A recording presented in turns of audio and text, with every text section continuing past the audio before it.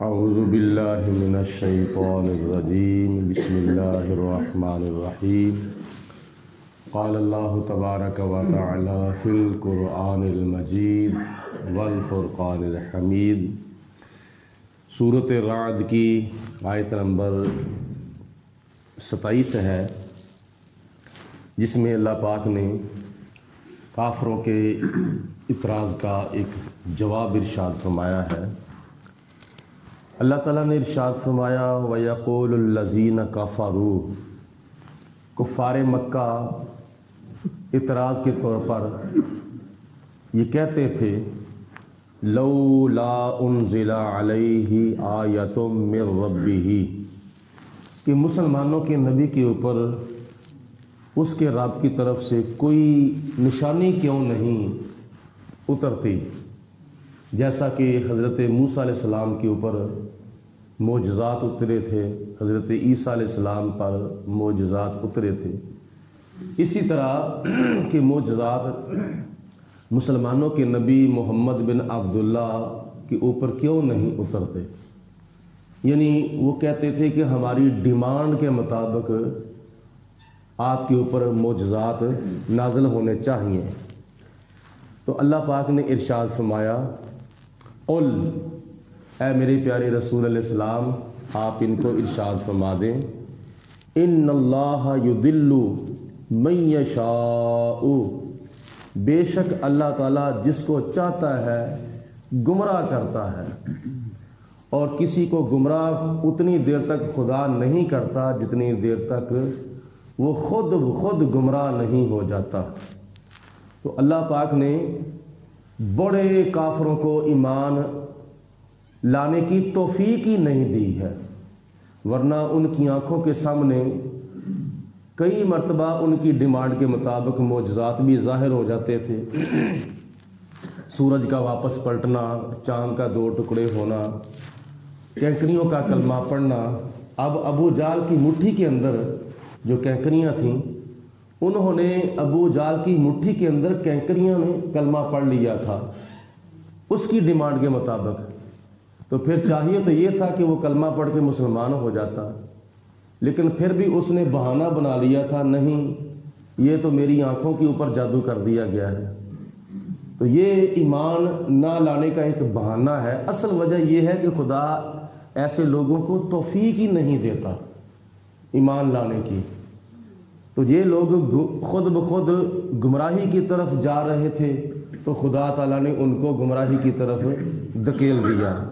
ان اللہ، بے شک اللہ تعالیٰ، یضل من یشاء، جس کو چاہتا ہے گمراہ کرتا ہے، وَیہدی الیہ من اناب، اور اللہ اس کو ہدایت عطا فرماتا ہے جو اس کی طرف رجوع کرتا ہے۔ جو اللہ پاک کی طرف آتا ہے، اللہ تعالیٰ کی رحمت اس کا استقبال کرتی ہے، اللہ پاک پھر ان کو ایمان لانے کی توفیق عطا فرماتا ہے۔ جن کی قسمت میں روز ازل کے اندر خدا تعالیٰ نے کفر نہیں لکھا تھا، ایمان لکھا تھا، وہ نبی کریم علیہ السلام کا کلمہ پڑھ گئے تھے، کئی معجزات دیکھ کر ان کو خدا تعالیٰ نے ایمان لانے کی توفیق دی، جیسا کہ ابو جال کا جو بیٹا تھا اکرمہ، اس نے حضور علیہ السلام کا کلمہ پڑھ لیا تھا۔ الذین، جو لوگ آمنو، ایمان لائے ہیں، یعنی ایمان کون لائے ہیں؟ جن کو خدا تعالیٰ ایمان لانے کی توفیق دیتا ہے۔ الذین آمنو، یہ جو خدا کی طرف رجوع کرنے والے ہیں، یہ ایمان لائے ہیں اور یہ ایماندار ہیں۔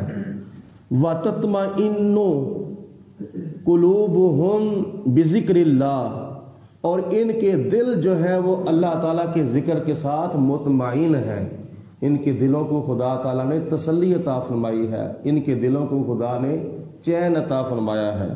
الا بذکر اللہ تطمئن القلوب، خبردار غور سے سن لو کہ دلوں کو اگر سکون ملتا ہے تو اللہ تعالیٰ کے ذکر سے ملتا ہے، دلوں کو چین ملتا ہے تو اللہ تعالیٰ کے ذکر سے ملتا ہے۔ جو لوگ 5 وقت کی نماز پڑھتے ہیں پابندی کے ساتھ، ان کی نماز تو سفر کے اندر بھی نہیں رہتی، ان کی نماز تو بیماری کی حالت میں بھی نہیں چھوٹتی. اگر ان کی نماز بامر مجبوری رہ جائے، چھوٹ جائے، تو ان کو اتنی دیر تک چین نہیں ملتا جتنی دیر تک وہ نماز قضا کر کے بھی نہیں پڑھ لیتے. تو اس لیے نماز چونکہ اللہ تعالیٰ کے کئی ذکروں کا مجموعہ ہے، تو جو بندہ نماز کا عادی ہے وہ نماز پڑھے بغیر نہیں رہتا. کئی بزرگان دین اولیاء کاملین ایسے گزرے ہیں جن کی دل کی خواہش یہ ہوتی تھی جب ہم جنت کے اندر جائیں گے تو کیا جنت کے اندر نماز بھی پڑھی جائے گی. حالانکہ جنت تو دار البقاء ہے، وہ تو دار الجزا ہے، تو وہاں تو نماز نہیں پڑھی جائے گی، بلکہ نماز تو بندے کے اوپر اس وقت فرض ہے جس وقت بندہ دنیا کی زندگی کے ساتھ زندہ ہے. جب بندہ فوت ہو جاتا ہے تو اس کے اوپر نماز فرض نہیں رہتی، اس کے اوپر حج فرض نہیں رہتا، زکوٰۃ فرض نہیں رہتی، روزہ فرض نہیں رہتا. لیکن حدیث پاک میں آتا ہے کہ اللہ تعالیٰ کے پیارے حبیب علیہ الصلوۃ والسلام ارشاد فرماتے ہیں الانبیاء والاولیاء، جو اللہ کے نبی ہیں اور جو خدا کے ولی ہیں، لا یموتون، وہ مرتے نہیں ہیں، بلکہ ایک دار سے نکل کر وہ دوسرے دار کی طرف جاتے ہیں. یعنی دار الفنا سے نکل کر وہ دار البقاء کی طرف جاتے ہیں. اور کئی روایات میں آتا ہے کہ یصلون فی قبورہم، وہ اپنی قبروں میں نماز پڑھتے ہیں. کما یصلون فی بیوتہم، جیسے وہ اپنے گھروں کے اندر نماز پڑھا کرتے تھے، اس طرح وہ اپنی قبروں کے اندر بھی نماز پڑھ رہے ہیں. جیسا کہ مسلم شریف کی حدیث پاک میں آتا ہے نبی کریم علیہ الصلوۃ والسلام جب معراج شریف کی رات کو مسجد اقصیٰ کی طرف جا رہے تھے تو حضور علیہ السلام نے فرمایا مررت بقبر موسیٰ، میں نے اپنی آنکھوں سے دیکھا، میری سواری حضرت موسیٰ علیہ السلام کی قبر کے پاس سے گزری. مررت بقبر موسیٰ، میں موسیٰ علیہ السلام کی قبر کے پاس سے جب گزرا تھا تو میں نے اپنی آنکھوں سے دیکھا تھا وَهُوَ قَائِمٌ يُصَلِّي فِي قَبْرِهِ، حضرت موسیٰ علیہ السلام اپنی قبر میں کھڑے ہو کر نماز پڑھ رہے تھے. تو یصلی کا معنی نماز بھی ہے، یصلی کا معنی درود بھی ہے. اگر نماز کیا جائے تو پھر بھی یہ پتہ چلتا ہے کہ اللہ کے نبی اپنی قبروں کے اندر زندہ ہیں. اگر معنی یہ کیا جائے کہ حضرت موسیٰ علیہ السلام درود پڑھ رہے تھے تو معنی یہ بنے گا کہ جب نبی کریم علیہ الصلوۃ والسلام معراج شریف کو سیر کرتے کرتے جا رہے تھے تو جب موسیٰ علیہ السلام کی قبر کے پاس گئے تو جناب موسیٰ علیہ السلام ادب کے طور پر کھڑے ہو کر حضرت حبیب کبریا علیہ السلام پر درود و سلام پڑھنے لگ گئے تھے. تو اللہ تعالیٰ کے پیارے حبیب علیہ السلام نے ارشاد فرمایا کہ میں نے اپنی آنکھوں سے دیکھا. اس سے کئی مسئلے ثابت ہوتے ہیں کہ حضور علیہ السلام زمین کے اوپر کھڑے ہو کر زمین کے اندر جو کچھ ہو رہا ہے وہ اپنی آنکھوں سے ملاحظہ فرما رہے ہیں. تو دوسری بات یہ معلوم ہوئی کہ اللہ کے نبی ولی مر کے مٹی نہیں ہوتے، بلکہ ان کی قبروں کو خدا تعالیٰ جنت کا باغ بنا دیتا ہے. اللہ تعالیٰ نے ارشاد فرمایا الا بذکر اللہ تطمئن القلوب، خبردار جان لو دلوں کو سکون ملتا ہے تو اللہ تعالیٰ کے ذکر سے ملتا ہے. تو اس لیے روزانہ لاکھوں روپیہ کمانے سے سکون نہیں ملتا، بلکہ اللہ تعالیٰ کے ذکر سے سکون ملتا ہے، آخرت کے فکر سے دلوں کو سکون ملتا ہے. نہ دنیا سے، نہ دولت سے، نہ گھر آباد کرنے سے، تسلی دل کو ملتی ہے خدا کو یاد کرنے سے. اللہ تعالیٰ ارشاد فرماتا ہے الذین آمنوا وعملوا الصالحات، جو لوگ ایمان لائے ہیں اور ایمان لانے کے بعد جنہوں نے فرائض و واجبات ادا کیے ہیں، حقوق اللہ بھی پورے کیے، حقوق العباد بھی پورے کیے، والدین کے حقوق پورے کیے، ہمسایوں کے حقوق پورے کیے، بیوی بچوں کے حقوق پورے کیے، رشتہ داروں کے حقوق پورے کیے. ایمان لانے کے بعد جنہوں نے اپنے آپ کو مزین و آراستہ کیا، کس کے ساتھ؟ نیک اعمال کے زیورات کے ساتھ. اللہ فرماتا ہے طوبی لہم، ان کے لیے مبارک ہو. طوبی لہم، ان کے لیے مبارک ہے، ان کے لیے خوشحالی ہے. حبشی زبان کے اندر طوبہ کو جنت کہتے ہیں.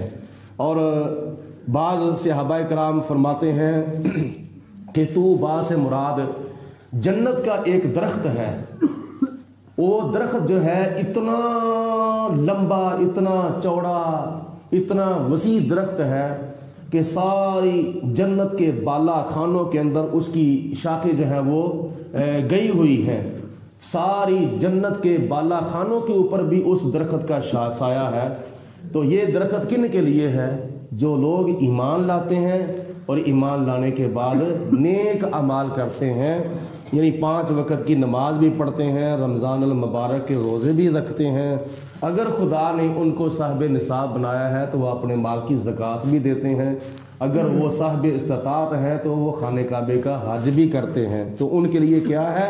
طوبی لہم، ان کے لیے مبارک ہے، ان کے لیے جنت ہے، ان کے لیے جنت کے سائے ہیں، ان کے لیے خوشحالی ہے، ان کے لیے بے شمار نعمتیں ہیں آخرت کی۔ وحسن مآب، اور ان کے لیے اچھا ٹھکانہ ہے، ان کے لیے عزت کا گھر ہے۔ اللہ تعالیٰ کی ذات بابرکات نے کتنی نعمتیں ایمان والوں کے لیے پیدا کی ہیں۔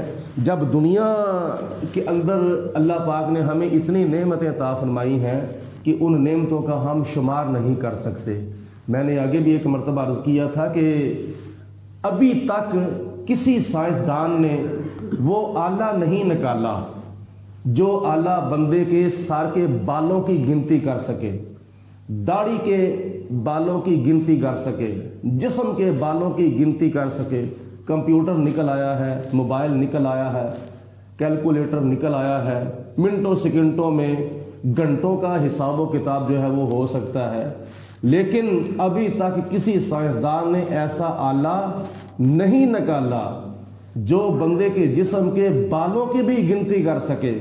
لیکن یاد رکھو، یہ بال وہ ہیں جو بندے کے جسم کے اوپر ہیں، تو خدا کی نعمتوں کے بارے میں تو یقینی طور پر اللہ پاک نے قرآن پاک میں فرمایا ہے وَإِن تَعُدُّوا نِعْمَتَ اللَّهِ لَا تُحْصُوهَا، اگر تم خدا کی نعمتوں کو شمار کرنا چاہو تو نہیں کر سکتے، اتنی خدا کی نعمتیں ہیں۔ تو یہ نعمتیں وہ ہیں جن کا تعلق دنیا کے ساتھ ہے۔ آنکھیں عطا فرمائی ہیں دنیا کے اندر، کان عطا فرمائے ہیں دنیا کے اندر، زبان عطا فرمائی ہے دنیا کے اندر، پاؤں عطا فرمائے ہیں دنیا کے اندر، ہاتھ عطا فرمائے ہیں دنیا کے اندر۔ پھر یہ دیکھو جسم کا بازو ہے، بازو کے ساتھ یہ ہاتھ ہے، ہاتھ کے اندر اللہ پاک نے ہمیں حسن دیا ہے۔ یہ ہاتھ کے حسن کے لیے خدا نے ہمیں انگلیاں دی ہیں، اور انگلیوں کے حسن کے لیے خدا نے ہمیں ناخن دیے ہیں، اور انگلیوں کی طاقت کے لیے اللہ پاک نے ہمیں اس کے اندر ہڈیاں دی ہیں۔ ان کو حرکت دینے کے لیے انگلیوں کے اندر جوڑ خدا کی ذات بابرکات نے پیدا فرمائے ہیں، اور پھر انگلیوں کی شناخت کے لیے یہ پورے خدا نے ہمیں عطا فرمائے ہیں، جو میرے پورے الگ ہیں، تیرے الگ ہیں، دوسرے کے الگ ہیں، تیسرے کے الگ ہیں، لاکھوں نہیں بلکہ کروڑوں بھی نہیں، اربوں انسان دنیا کے اندر اس وقت موجود ہیں، اربوں انسان۔ لیکن جب کیا نام ہے انگوٹھا لگایا جاتا ہے، اور کیا نام ہے کمپیوٹر کے اندر جب اس کا شناختی کارڈ سامنے آ جاتا ہے، اس کا ڈیٹا سامنے آ جاتا ہے، تو کسی اور کا نہیں آتا، وہ اسی کا آتا ہے جس نے انگوٹھا کمپیوٹر کے اوپر رکھا ہوتا ہے، شمار نہیں کر سکتے۔ تو آخرت کی جو نعمتیں ہیں وہ تو دنیا کی نعمتوں سے بھی کئی درجے زیادہ ہوں گی، کئی حصے زیادہ ہوں گی۔ تو اللہ پاک نے یہ دنیا کی اور آخرت کی نعمتیں ہمارے لیے پیدا کیے ہیں، کن کے لیے؟ جو لوگ نبی پاک علیہ السلام پر ایمان لاتے ہیں، خدا کی توحید پر ایمان لاتے ہیں، اور ایمان لا کر پھر ایمان کے تقاضوں کو پورا کرتے ہیں، یعنی فرائض و واجبات ادا کرتے ہیں، حقوق اللہ پورے کرتے ہیں، حقوق العباد پورے کرتے ہیں، اور اللہ تعالیٰ کے ساتھ جو ہم نے کلمے کے اندر وعدہ کیا ہے وہ اپنا وعدہ بھی پورا کرتے ہیں۔ اللہ پاک ہم سب کو دنیا اور آخرت کے اندر کامیابیاں عطا فرمائے، مرتے دم کلمہ پڑھنا نصیب فرمائے۔ وآخر الدعوانا